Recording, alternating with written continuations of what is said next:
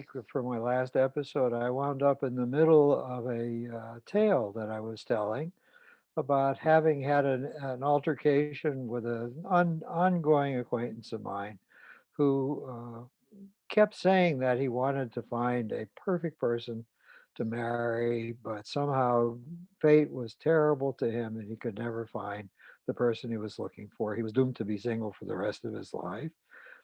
And when I had a couple martinis one evening, I stepped into him and told him that he was lying to himself, to me, and to all the women. He didn't really want to marry anyone. He was what I called an infatuation junkie. He loved the falling in love. He loved the new romance of everything.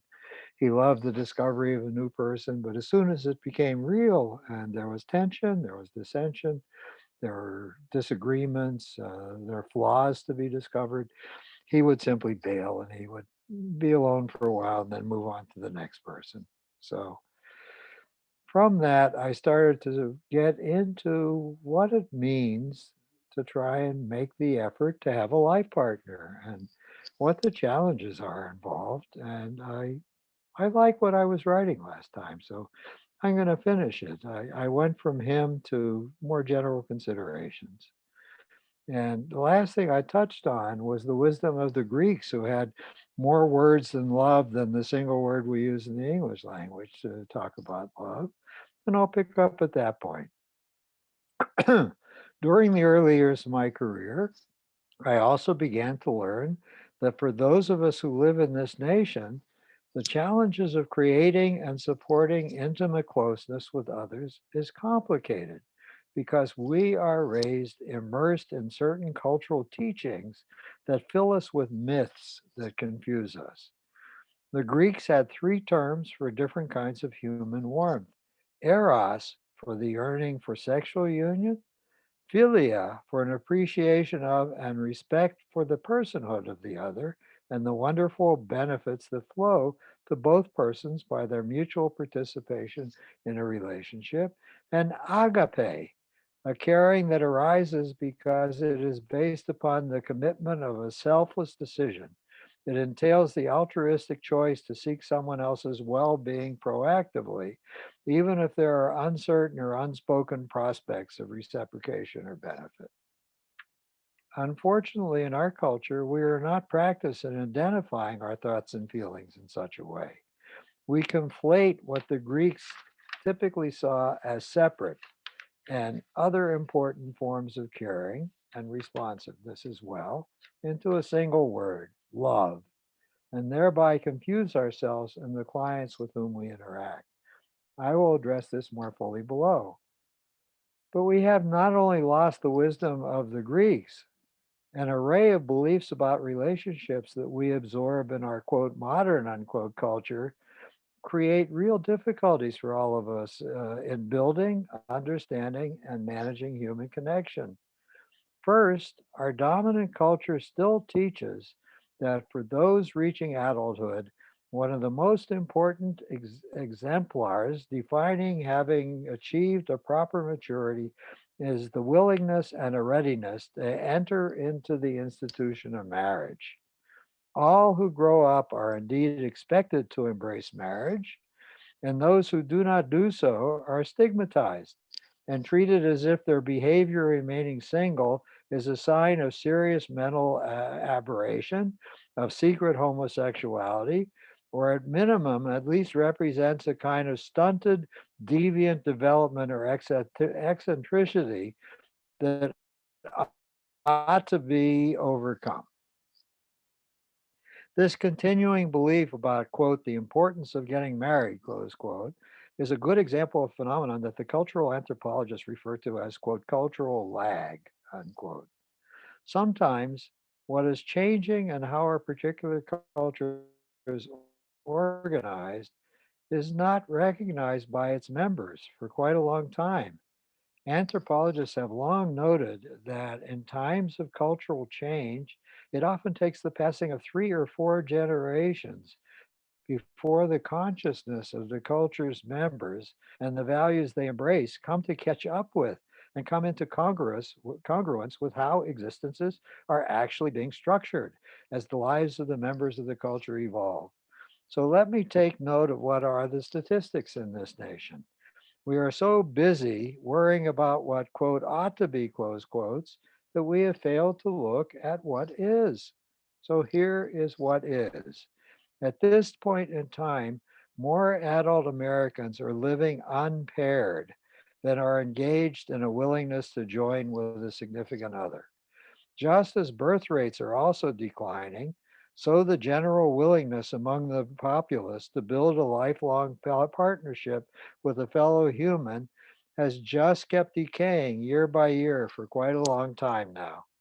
Yet most of us ignore this very significant cultural change, and we behave as if we were continuing to expect marriage from the members of each oncoming generation.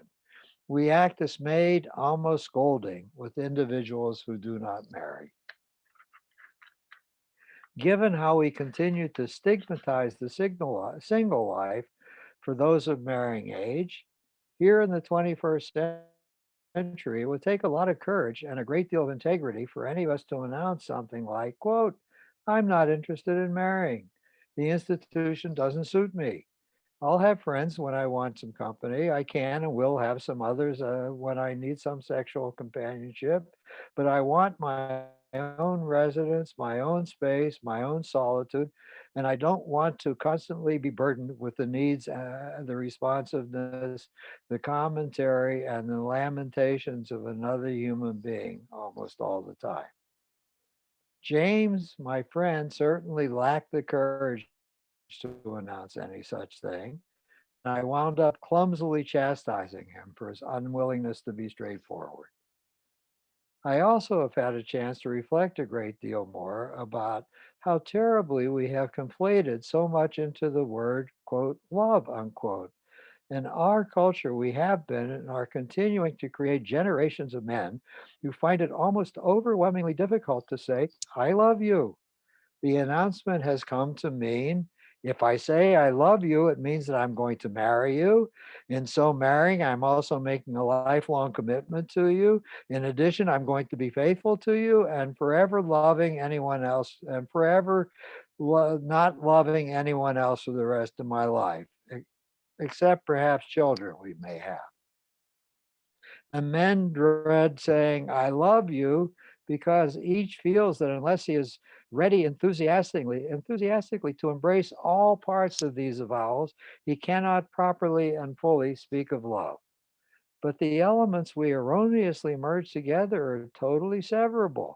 One can love and not marry. One can marry and not love.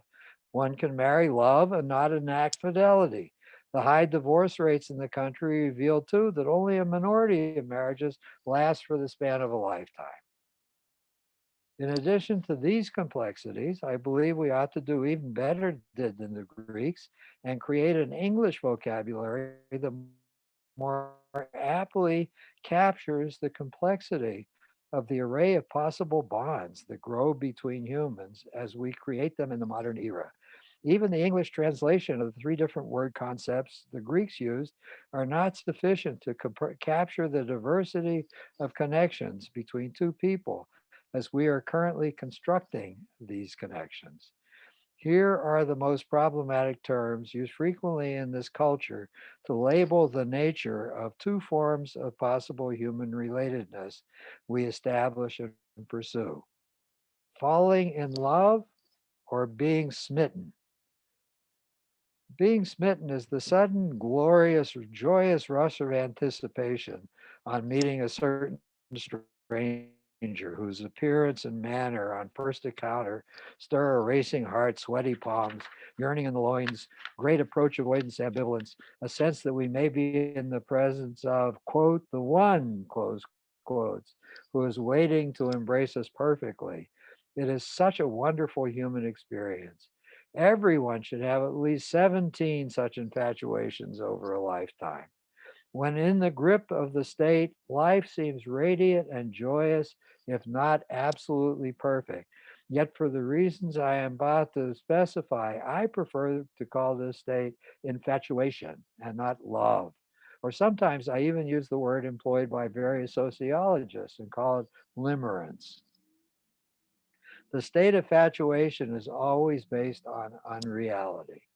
The person being seen by the infatuated observer is in the greatest part as yet unknown to that observer. During that some enchanted evening when we meet a stranger, to paraphrase lines from a song from South Pacific, we are only aware at first of certain surface properties easily observed. Appearance, carriage, sounds of voice, movement, vocabulary, styles of dress, matters that can be readily apprehended in the first few minutes of the encounter. With continuing experience of the otherness of the other, however, infatuation is doomed. We begin to see what we had not glimpsed at first, disappointing features, irritating features, even dismaying ones, and then conflicts and misunderstandings begin. If we are unlucky, in fact, the bubble of infatuation is popped as soon as the other begins to speak. If we are more fortunate, it can last some days or even weeks. The record among clients I have seen has actually been about 3.5 years. But infatuation always ends, and it can never be the basis on which some more enduring union might be established. Love proper as the oops, there goes my phone. Let me turn my phone off. I don't know if you can hear it, but it's bothering me.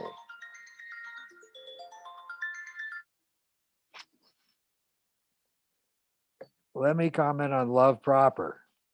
As any pair meets, and one, another, or both of them, then begin to experience the decay of infatuation, a choice opens between them to move apart from each other, and that was James's preference, or to begin to undertake serious work to create a union based on love. Achieving love is not a beginning, it is a destination at which one can arrive, but only after overcoming great challenges. The enterprise is a difficult one. The work requires transparency, vulnerability, and a tolerance for finding pathways through frustration. Few do it well. The decision not to move apart as the wreckage of infatuation becomes apparent, the decision to make the attempt to achieve love may well have to start with what is a fairly simple assessment. It goes something like this. On the balance, being with the name of the possible partner is good in many ways, but he, she is deficient in the name of the characteristics, excessive about the name of other characteristics, and maddening about the name of still other characteristics. Yet does he or she provide me with 60 to 70% of what would be good in a partner to have by my side as I move through life? On the balance, is my life better because he or she exists and we're able to be together than I am than when I'm without him or her? Am I willing to discuss everything frankly and begin to make the attempt to see whether the name of possible partner is flexible? I'll have to reveal my pettiness and my own limitations if we pursue such a conversation. Maybe I owe it to both of us to make a serious attempt to overcome what divides us, not knowing whether I'll succeed or fail. I don't know how flexible he or she is. I don't know how flexible I am. I don't know how much he or she is willing to or able to modify what I'd like to have different. And part of the reason I'm in this dilemma now is that uh, I've become aware of some wounds brings to our interactions. Am I willing to try to be creative and to help her or him heal from those wounds? Could I make a difference? Am I willing to put my life on the line? Be courageous, expose all of my concerns, talk about everything, and strive for everything without ever knowing what the outcomes will actually be. Maybe I could begin the process to do it in good faith, test what's possible, and get some sense out of whether or not we could begin to build something solid and something more sustaining. If the answer to the question of whether to part or whether to chance proceeding is yes, then an enormous amount of interpersonal work has to begin. The nature of the work is a book in and of itself. But here is only a partial list of some of the human dilemmas that will have to be addressed and at least partially resolved between the two before any partnership could be well constructed. Learning to address and resolve conflicts thoughtfully and respectfully, managing differences in values and beliefs, bringing inevitable disparities in universal human needs into more mutually tolerable conformity, balancing productivity, intimacy, erotic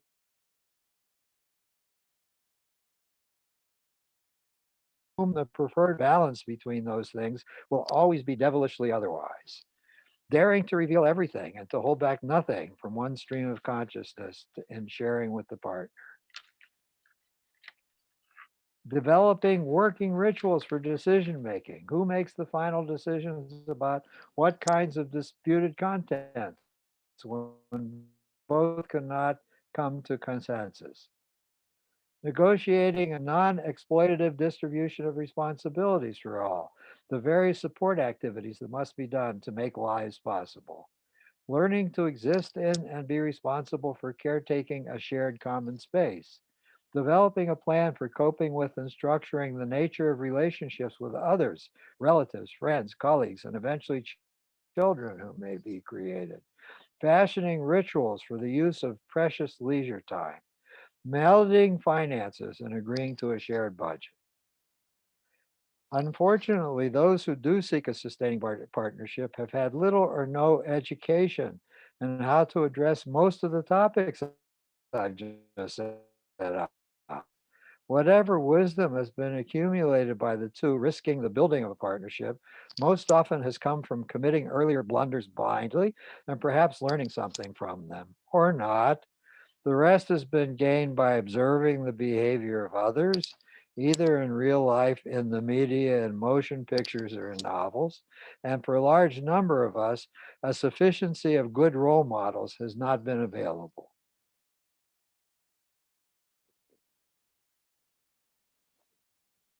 In addition to a growing unwillingness to enter in marriage on the part of those who compose our culture, there's a further reason that the institution is in trouble. Most who marry have failed to do the work of preparation I sketched above. Instead, they hold a wedding that is really a party without real substance. For much, if not most, of the matters the pair will have to address are still waiting to be discovered and still needing a successful resolution. And my life experience and my work have convinced me that a wedding ceremony only has the proper substance if the two who are being honored have met and have survived the collapse of infatuation, have gone on to discover and to build love based on knowing the realness of the other, have created adjustments, compromises, and understandings for a huge number of misalignments between them, have kindness for the limitations of their partner, have together dealt effectively with the other humans who are part of their clan, are fully functioning as individuals in their own right, needing nothing from the other to complete them, but wanting to be with the other because life is much more glorious then, and are able to speak about anything and everything with their partner. Marriage should be a celebration of the hard, intense, and glorious work two people have done with each other.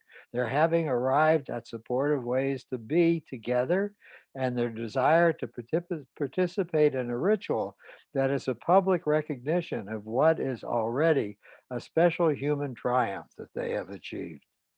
It is a tragedy that so many continue to marry because they are, quote, supposed to, close quotes. It is a tragedy that so many continue to marry while being clueless about what they are attempting to create and how the challenges might be mastered.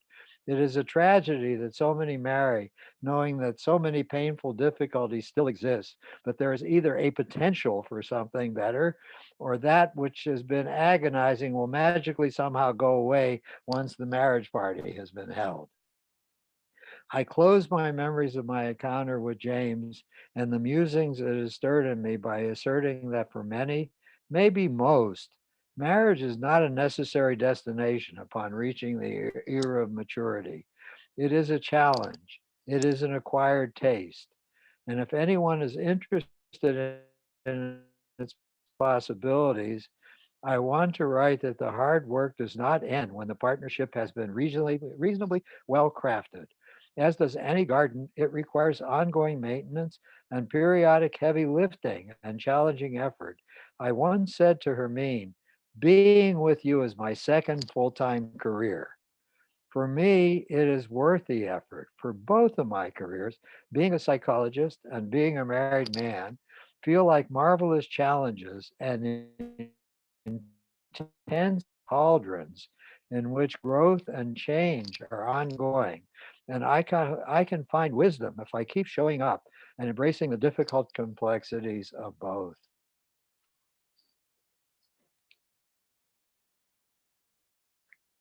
And you know what? I really like that I wrote. It pleases me a great deal. It's one of the better things I ever put words to page about. So I'll look forward to comments from my two-person audience later.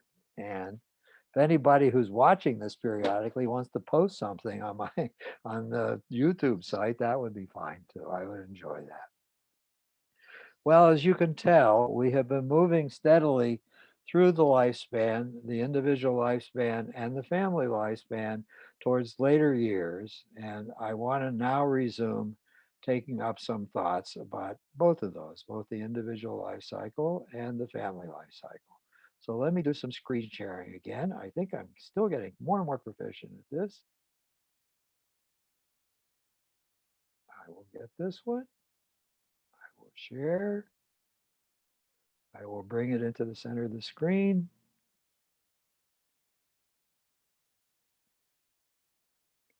Let's see, I have to move it. Yes, I'm moving. Oh, no, that's not the right one. It's the other one I wanted. It's this one. I'll close the window so I don't have to look at my colleagues here. Fill up the screen. Oops.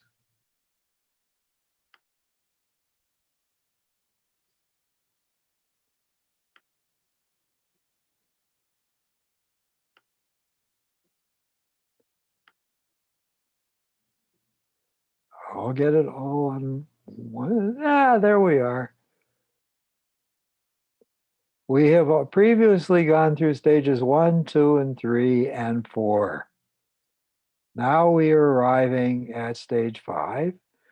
The the adults who are in charge of the family are now well into their middle age. So we have been talking about their individual life cycle challenges from an Ericksonian point of view. But the family also is now somewhere around 15 to 25 years since it has been produced by the two people. I hope they're both still alive. And children have come in most of them, and we're at the stage now. The fifth life cycle, family life cycle stage is called launching children and moving on. Of course, this is not a stage that childless couples go through, and some of them are very happy they've never gone through it, and some of them regret they've never gone through it. Most people who get married do have children. And the principle of transition that is paramount and must be navigated somehow is the one in the middle column. That's accepting, and I mean really accepting a multitude of exits from the family life and entries into the family system. Children are starting to emancipate themselves. Up above is the birth of the family, leaving home single young adults. Here we're at the other end. The single young adults are beginning to leave home, and we're focusing on what happens to the people who are remaining behind now. So there are three things that therapists will find themselves needing to do an assessment of and talk to clients about in order to make the transition happen well. Those are the three things in the right hand column. Now, the first thing is shifting of parent-child relationships to permit adolescents to move in and out of the system. We have talked copiously about this in other contexts and previous lectures.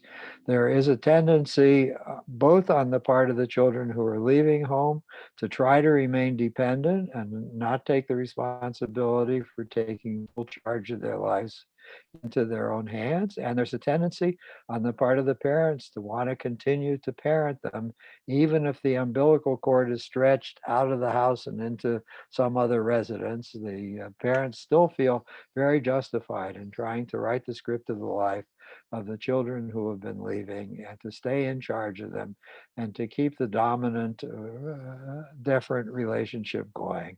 So both parties can collude in keeping this going. Sometimes the impetus to do so is primarily coming from part of one of the generations and not both of them. Some parents are actually dismayed when their children fail to take hold. And some children are actually happy when they don't have to take hold and parents are going to continue to watch over them and indulge them. Uh, but as the children begin to emancipate, they move in and out of the family freely in a healthy family. They come to visit. Sometimes, if they're in trouble, they take up residence temporarily. The parents welcome them. Rituals are set up for what kinds of events will be ritualized and made events that both generations share in, like holidays. Where are holidays going to take place? Oh my. Wow. This is a memory I suddenly have talking about this issue that I still have tears about. Uh, I missed out a lot in my first marriage. It was turbulent, it was painful, not much happened that was sustaining or felt really good to me. So it was very important that in my second marriage, I try and erase a lot of tapes and with the help of Hermine, to have very sustaining rituals as part of our family life. Family dinner every night was one of them. And certainly the celebrating of certain holidays were very, very important. We celebrated Jewish holidays and we celebrated Gentile holidays, both. But our home was the home of holidays. Oh, and secular holidays like Thanksgiving and the 4th of July. It was expected that the children would be in residence, and since they were children of divorce, we would take turns with the other parent. Sometimes they would go to 2 Thanksgivings in a day, sometimes we would alternate years. But there was never a year solidly from the time I went to live in that house until the moment I'm going to tell you about, which was 24 years later. We had had 24 consecutive Thanksgivings, and ours was really a nice Thanksgiving home. Other relatives came to our home, other friends came to our home. Sometimes we invited strangers in we had just met because they had no place to go for Thanksgiving. It wasn't unusual for us to have 25 to 30 people in residence for Thanksgiving. And my wife, Ramin, and I really enjoyed hosting them and carrying on with them. So here is the memory I just had that brings tears to my eyes. Uh, Amy, our oldest daughter, was 32 at that point, and she had moved out to live with boyfriend A when she was 18. She got rid of him 4 years later, and she had subsequently gotten married to husband now, not boyfriend B, but husband. But they were still in some way our children, and they still kept the ritual alive, coming to their parents' house for Thanksgiving. Now, on that particular day, I had called her in the morning. They were living in Claremont then. I called her in the morning and I said, Amy, there's a problem this year. You know that Aunt Edith has terrible macular degeneration. She is now blind and she can't drive herself. She lives in Long Beach, she can't drive herself to Thanksgiving anymore. I'm going to make the sacrifice. It wouldn't be Thanksgiving without her in residence. So I need to leave to go from Pacific Palisades to Santa Monica to pick her up. And then I need to fight whatever traffic there is to bring her back for Thanksgiving dinner. And then I need after dinner, after we've helped clean up, I need to drive her back not too late, back to Long Beach. And then I'm going to need to drive back home finally and crash. Mom and I thought if we could move the start time for Thanksgiving from 4 o'clock in the afternoon when we typically have started Thanksgiving to put it smack dab in the middle of the afternoon, doing it at 3 o'clock, it would probably help me with my commute problem. And actually, there's a lot of people coming from distances. I don't think the traffic will peak at that hour. It'll probably peak a little bit later. And I think all things considered, could you and Cliff come at 3 o'clock in the afternoon? And I said those words and gave the explanation, but it was silent on the other end of the phone. Nothing was coming back. And I waited and I said, did you hear me? And I said, yes. Well, is there a problem? Can you give me an answer? She said, I've been meaning to call you, but I haven't wanted to, so I've been avoiding it. So I guess I can't avoid it any longer. Cliff and I are not coming tomorrow. We now have friends in Claremont. We have a circle of people we spend a lot of time with. And our friendship network has decided to host a community Thanksgiving for all of us. And we're all going to bring some of the dishes. And we're going to do that this year instead of going to our family Thanksgiving. And you know what? If you get done early enough driving in, Edith, maybe you want to swing through Claremont on the way home from Long Beach and we'll give you some dessert. And I said, well, the same to you. If you get done early, if you want to come into the city, I'm sure we'll still be cleaning up around 7. We'd be happy to have you even for 20, 30 minutes and you could have dessert with us, whatever would suit you. And she said, no, I don't think we want to come into fight that and come into Pacific Palisades. But if you want to come here, that would be fine. I said, well, I guess we're not going to see each other this Thanksgiving. It's the beginning of a new stage in our relationship, I said, and I want to compliment you. That's exactly what I would do. You and Cliff are now in the process of forming a new family. It's now just a two-person family, but I understand that you're seriously considering one day in the not too distant future to see if you could become parents. And this is the start of your setting up the rituals that will define your family. And no, I don't need you to stay trapped in the rituals that define the family you are leaving and sprouting your wings to fly away from. So you're doing exactly the right thing. I'll miss you, but I want to commend you on your courage and on your progress forward.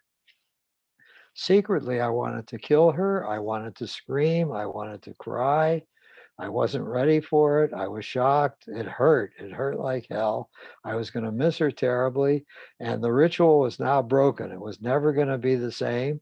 And I had to acknowledge that it was going to change every year. There would probably be a transformation. People would be dying. Maybe some new people would be coming. Another child would be leaving home. And all I could count upon was change. So that's what it says here, the shifting of parent-child relationships to permit adolescents to move in and out of the system. It starts in teenage years, but it goes on over an extended period of time, the breaking down of old rituals. Uh, the other thing that's happening is that as is noted up above, as the young ones move out of the family system and begin to establish themselves as the leader of new families that are in the process of being created, they're making new connections with other people, and they're at some point bringing babies into the world. And the clan that you and your spouse, if you have a spouse, belongs to, is in constant transformation now. Death is shearing away people. Births are bringing new people, and changes in location and other kinds of changes in careers, for instance, are bringing new people. So the family system, what is the clan, is now altering. It was stable for many years, fairly stable Over the years, the children were born and then raised to their emancipation. But now it's getting unstable and probably will only stabilize for periods of time and then disrupt again and have to be restabilized. The second thing that needs to be talked about is a refocusing on midlife intimacy and career issues. As children depart home and what is called, I think erroneously, the empty nest syndrome sets in, there is strain and stress on the marital union. Two things are going on. Uh,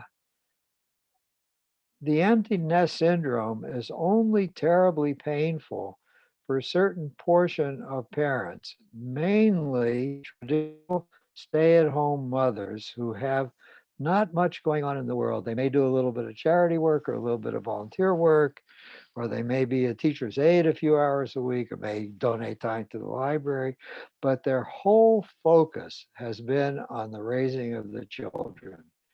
They absolutely are suffering during this era because the defining purpose of their life has now been bankrupted.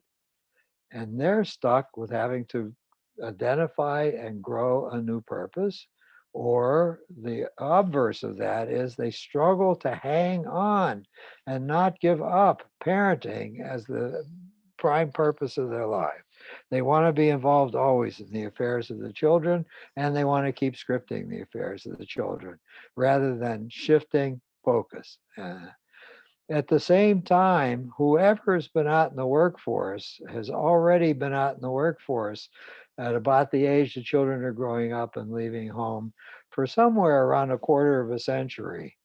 And nothing lasts forever. Careers may be starting to burn out. There are career issues going on in the life of one or both of them, if they're a two career family, that may be hurting and may require rethinking. So the couple needs to find ways to rekindle their connection. They don't have the diversion of the children to focus on. They're left alone with each other more. So they discover the irritations that they've held in abeyance because they're stuck with the other more. They may have career challenges and difficulties, and usually in the absence of the children who mediate many family distresses, and even often solve family dilemmas between the two parents, that help is not there. So there may be a significant reworking of the marital bond and a significant reworking of careers during this era. And finally, as children do marry and give birth to children, there is a realignment of the relationship between the one still at home to include possible in-laws who are now clearly the member of the clan and oncoming grandchildren who also are clearly central members of the new clan that's being created. Uh, Hermine and I had trouble with both of those things. She had less trouble with one of them than I did. I did not like becoming a grandparent. It happened to me. How old was I? Uh, I was 52 when I became a grandparent. I was still fairly young.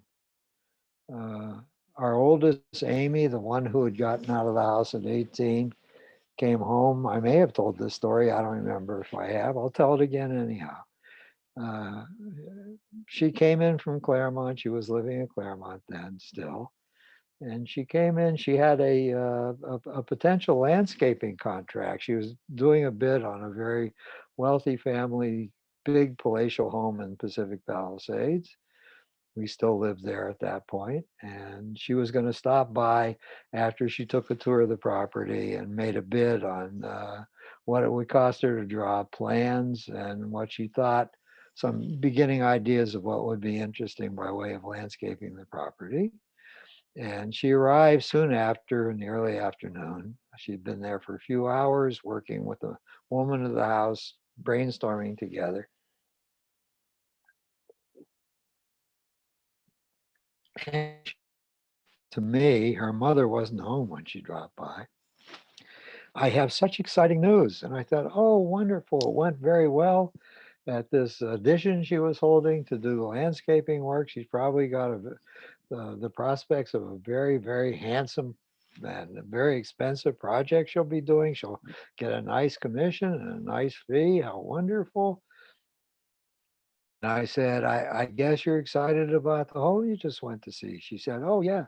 Yeah, but that's nothing. She said, I am pregnant. You're going to be a grandfather. And she expected me to be the traditional, oh, how wonderful. I've been waiting all my life for this day. I didn't. I got really silent. And I guess there was a sullen look on my face. And she said, aren't you happy? And I said, well, I know this is really important, but I'm telling you, this one has taken me by surprise. I think I wasn't ready. I knew the day would come, but I am a victim of my own history. So let me tell you something. Part of what's happening to me, and I'll need to get used to this, doesn't feel good. And that's not your fault. And it's not that I'm not happy for you, but I have a picture hanging in our hallway. It's a picture of my maternal grandfather's 50th birthday. And he was my grandfather. And there's a huge clan there, many, many aunts and uncles and cousins. And my mother is pregnant with me in the picture. I hadn't even been born yet. So I was born the youngest member of a very large clan.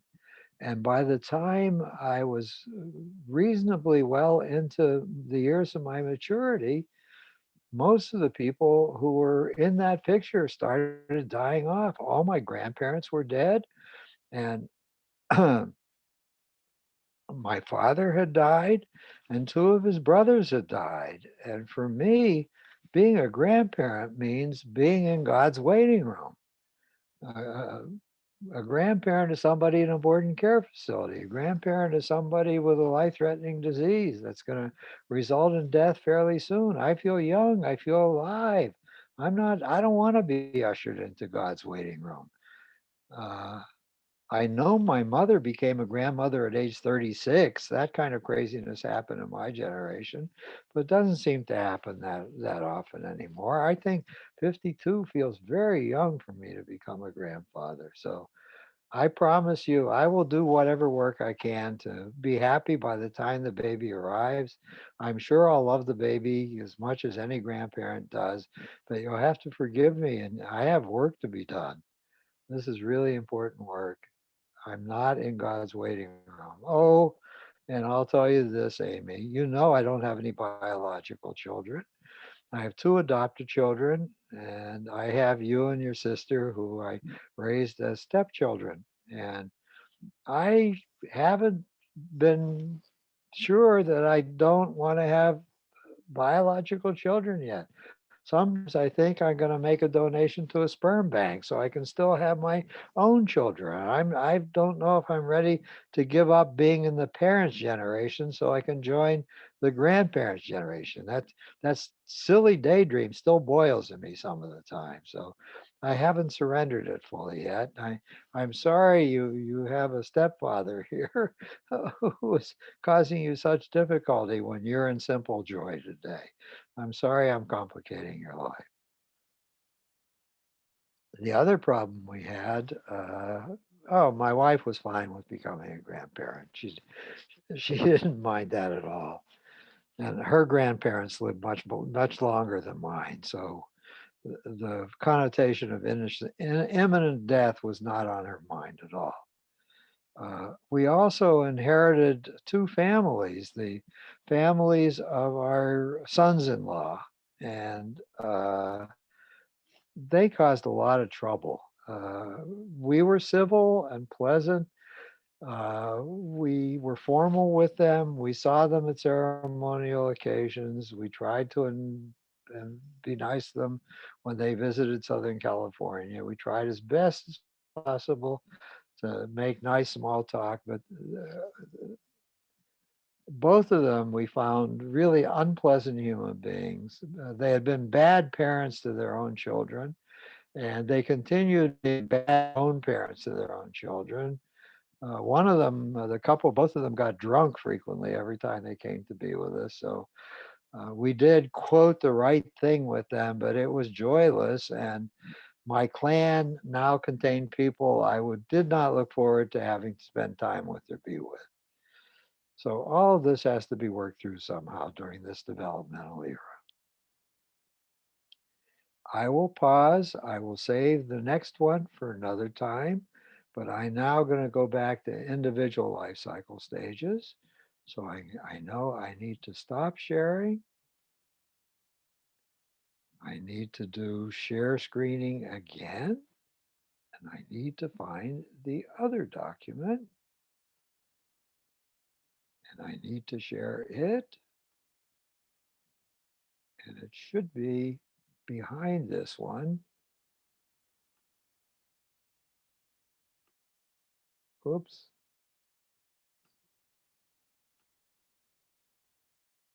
Yep, there it is. I'm going to close this one. I'm going to pull this one back up. It's familiar to you by now.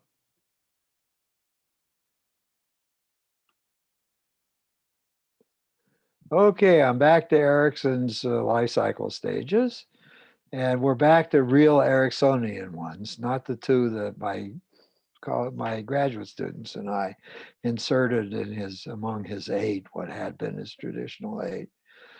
Here is what I've labeled as life cycle stage 4 prime, generativity and stagnation.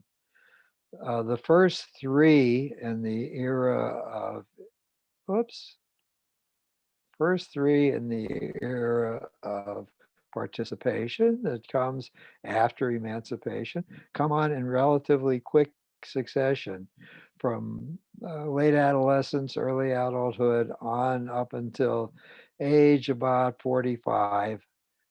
Stage 1 prime, 2 prime, 3 prime unfold and be worked through. Now, somewhere on the other side of age 45, generativity versus stagnation becomes the challenge of the day. What did Erickson mean by these two poles, generativity versus stagnation? The tripwire for sending us into the struggle we're about to have and the set of rapids we have to negotiate is a thing that happens to every one of us. Maybe there are some who are good at denial who hold it at bay for most of their life, but it happens to many of the most of us at the beginning of midlife or the middle of midlife and late midlife, certainly by the onset of the beginnings of what I would call elder years. It is the recognition that death is real and that death is coming. Now, death awareness begins very early in life, age 4, 5, 6. Children start understanding something about what death is. We usually sugarcoat it with some version of the myth that the soul leaves the body and goes off and takes up life somewhere else. But the life that we know, children begin to understand the life that we know and are living is finite. It starts at birth, and there is some kind of closure. At least the body ceases to be living, and maybe the spirit leaves the body, maybe something else happens, but the life as it was lived is finite. It's very easy for young people to do thought stopping because the prospect seems so far off. I mean, for a very young child, a week is a long time, and the end of life in very old age seems it's never going to arrive. That isn't even worth thinking about. So when they start thinking or getting some death anxiety, they stop it fairly immediately by saying, "No, no, that's not happening. It's not. It's so far away." Uh, Now there are some kids who do get frightened about dying. It's not very common. It usually is due to some kind of very special trauma. It's not a normative thing that happens to kids growing up. They know death exists, but it doesn't frighten them. It doesn't scare them. It doesn't keep them up at night. They don't brood about it very much until one day, usually in middle age. I can remember when it happened. Oh, by the way, it will happen earlier to young people who've had a history of deaths happening along the path. If there have been several deaths before adulthood, particularly deaths of very close people, deaths of a sibling, deaths of a parent, death of a favorite aunt or uncle, death of a beloved grandparent, if that's happened too much before reaching 2025, that can be quite wounding and will predispose the onset of death worrying in middle age to start earlier in middle age than it would if life has been serene for decades without anybody of any real significance dying yet. Uh, and if I could write the script of people's lives, I wouldn't have anybody die in any of our lives much before any of us turn 35. I think we've become reasonably resilient to ride the currents of it then without too much wounding. If it happens before that, there's at least some minor wounding that happens to us. And if it's much earlier than that, there's major wounding that happens to us. But at any rate, somewhere in midlife, the experience I'm about to describe happens. I remember it vividly. My alarm radio was going off. I had it tuned to a classical music station. I liked awakening to classical music playing at a fairly low volume. It helped me ease my way into life. And as I woke up, I felt a panic and I was screaming silently to myself, my God, I'm going to die. The reality of it had come crashing in on me. I wasn't implying by that sentence I was saying to myself over and over again that I thought I was going to die that day. I knew I was going to go on for a while longer, but the inevitability of that felt inescapable.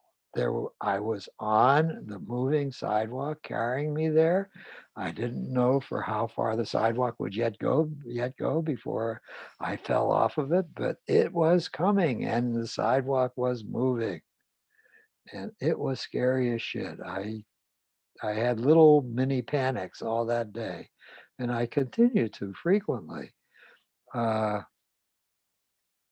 I was remembering that wonderful treatise that was very, very much beloved in the counterculture of the 1960s, The Teaching of Don Juan by Carlos Castaneda. Castaneda was a graduate student in anthropology at UCLA. He ostensibly wrote his doctoral dissertation on his having apprenticed himself to a shaman in the mountains of Mexico. I forgot. I forgot what tribe he was from. And the shaman was a holy man who dispensed psychedelic drugs, and from Castaneda's position, was an exceptionally wise person. He not only finished his doctoral dissertation, but he wrote a book for the lay public about his visits with Castaneda, what felt like out of body experiences he was having, initiated by psilocybin and other plant medicines of one sort or another. And there is reason to believe that both the doctoral dissertation and the book he wrote for the lay public was a hoax, was horseshit, was a bunch of lies. He had a vivid imagination and imagined the whole thing. Nevertheless, the damn book is sprinkled with what I think are very, very wise exhortations and observations about life. So Castaneda, I revere because he had good knowledge to share with us, even if the scenario about how he received the knowledge was a bunch of made up nonsense. The one I'm referring to right now is he mentions the journey of a man of knowledge. What he meant by a man of knowledge is a man who is has sought and received wisdom and enough enlightenment to live a very thoughtful and meticulous life.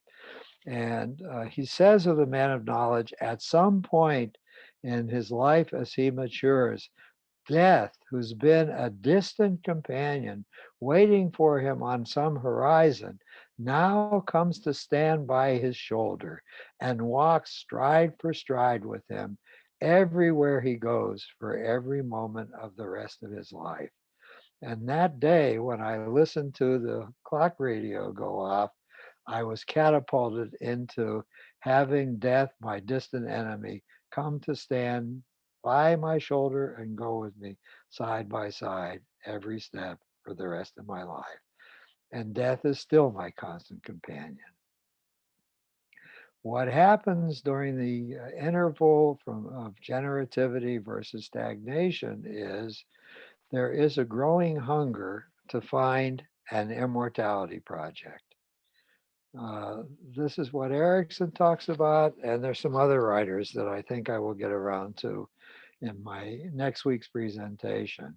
But I will uh, spend another few minutes talking about the importance of immortality projects. Uh, None of us like to feel like our lives are really just what a I don't know why I thought of this. I'm looking forward to going back to movies. Not just like a bag of popcorn. We just devour it and consume it, and it's empty and it has no real meaning. It was really tasteful for the moments we're eating the popcorn, but there wasn't really much nourishment in it. It didn't change our lives in any way. And we hunger for what is the metaphor? We don't want to write our names with a finger in a pond of water and have the trace of where our finger went disappear. We'd like to leave something behind us, something that said that we were here and that our life is there to be viewed still by people who didn't know us even or weren't around when we were around. So if you're very wealthy, you can buy an immortality project. You can have a medical school named after you. And for maybe hundreds of years to come, the medical school will exist and students will know your name. They'll know that you were a wealthy and powerful man and that you were a kind man. You gave medical scholarships and paid for the physical plant that they're getting their medical education in. Uh, All right, I'll stay on this fork in the road. You know Yogi Berra saying, if you come to a fork in the road, take it. I was at a fork in the road. Also, I'll stay with men. There are many more men who like endowing things than women. Usually, when women's name is on some endowment, a few of them are wealthy widows of famous men, but mainly uh, it's the wife of the guy who made the money of the entrepreneur or the inheritor who it's the so and so's pavilion named after her, the, the museum named after her and him, or men.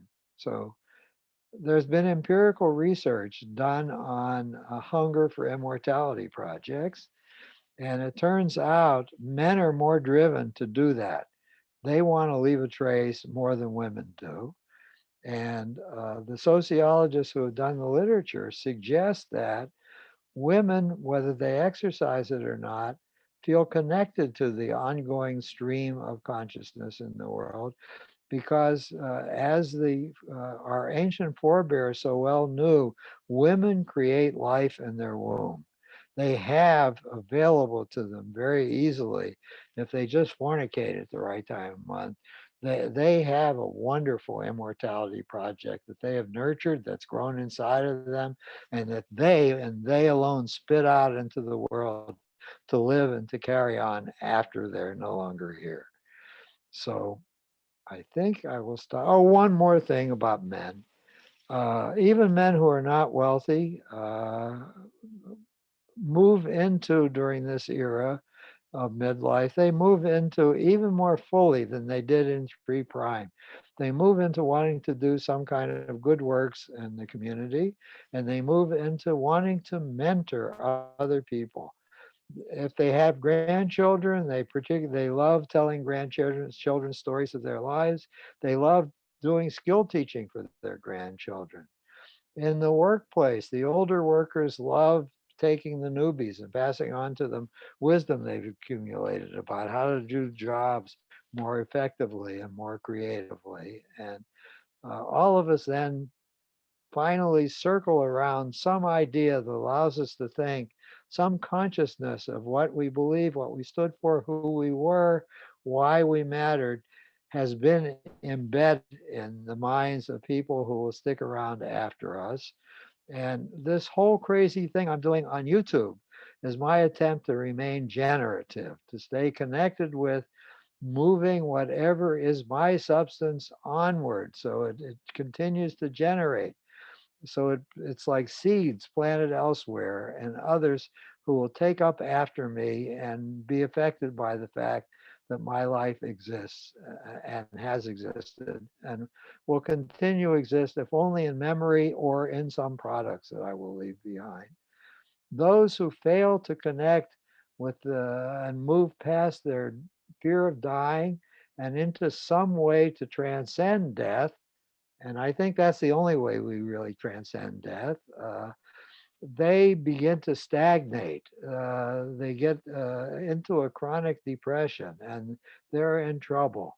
So, next week, I think I will talk more about stagnation and I will talk more about immortality projects. I'm making a note to that effect to myself.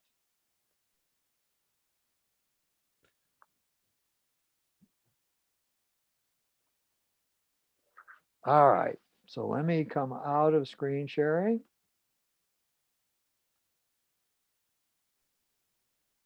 Now we are back in our regular order and the floor is open. And thank you for listening. You know what? I was struck by the concept of the Immortality Project and reminded this morning I met with a client that I've seen for several years, and I was talking with him about the recent death of his father.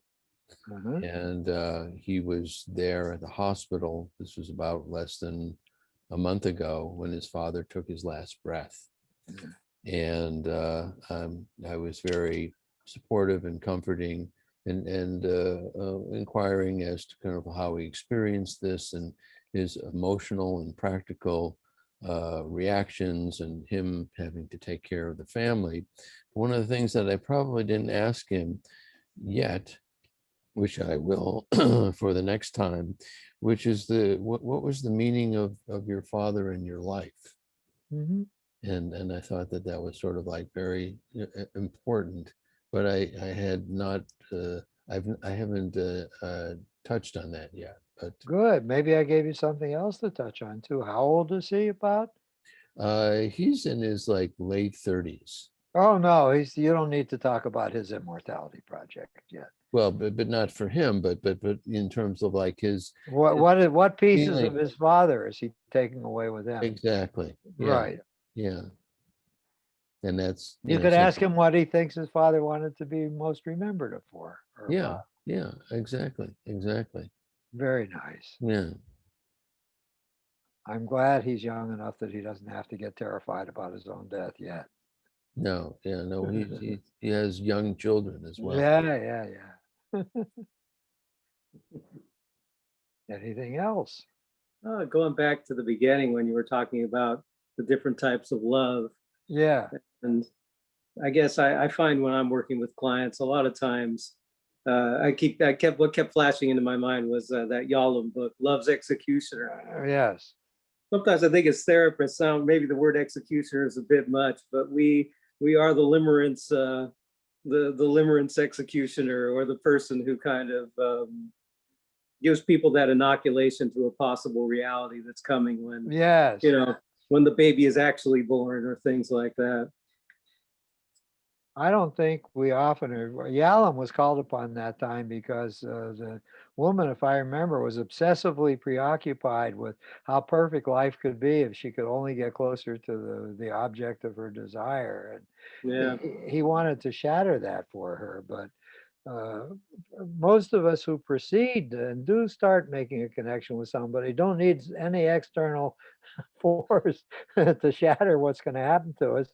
It's going to collapse under its own weight as we get to discover the otherness of the other. Yeah. And then I can't help my absurdist kind of perspective on things. You know, men, maybe a few unwise women, but men, we do carve our names in the mountains, and the mountains, they all fall into the sea. Ah, oh, thank you. Thank you for talking about the mountains. I forgot something I was going to mention by way of immortality projects.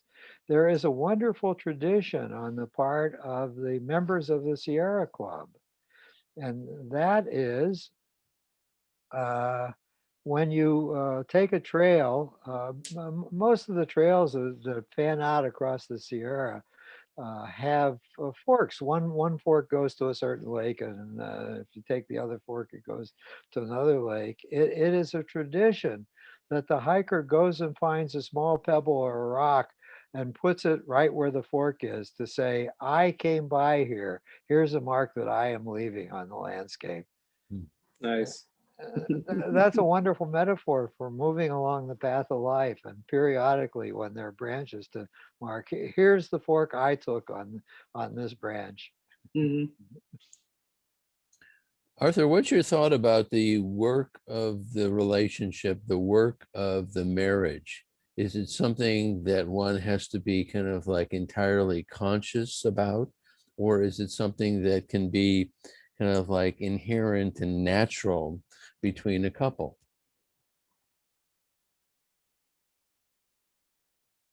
Uh, the only thing that's certain is that across the span of life, and if we're given many years to live, change is going to mark who we are. And two things will change. One thing will, our own self is slowly transformed. For some of us, not much faster than glaciers flowing down mountainsides. For others, we erupt periodically into some new passion or some new thing we've discovered that's important to us. So ourselves are changing, and the fit between us and our partners are changing too. Uh, some of it gets stale. We just don't want to keep with the same rituals going. I think there is a hunger for novelty, so we started exploring or inventing something new between the two of us. I think if we're well attuned to the partners, sometimes shifts take place outside of awareness, and so one day we just wake up and say, we're not doing X anymore. I guess we just stopped doing X somehow, and we're doing Y or Z now instead. Other times, there's this stress between the couples. Things are not working properly in ways that they used to, and it requires a lot of talking about it, paying attention to it. So I think both are true. Mhm, mhm. Yeah, I think that must come at a later stage. I find with most of the time when I work with people, it's a big challenge to make it more conscious, Yeah. to kind of break the fantasy that it can be kind of natural or without maintenance. Then there's a Oh, real effort. there's a constant childlike yearning that we bring and attach to our partner, that he or she should be a good mind reader like we wanted our parents to be. And we shouldn't have to explain this thing that we're now preoccupied with. If they really Mhm. loved us, they would know without our telling them. Yeah, yeah, and that's particularly problematic, I find. Yeah. Oh, God. Okay, guys, thanks for All listening and right. for the good Okay, questions. And all I'll be right, back with you next week. okay. Have a great All weekend, right, guys. have a good weekend. Bye. Bye.